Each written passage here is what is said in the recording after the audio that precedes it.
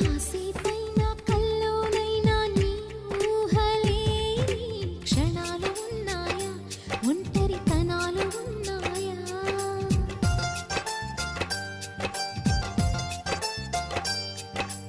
ఏం చేస్తున్నా ఎటు చూస్తున్నా ఈ రూపులోనే ప్రతిదీ చూస్తున్నా నిన్నే ప్రపంచమంటున్నా.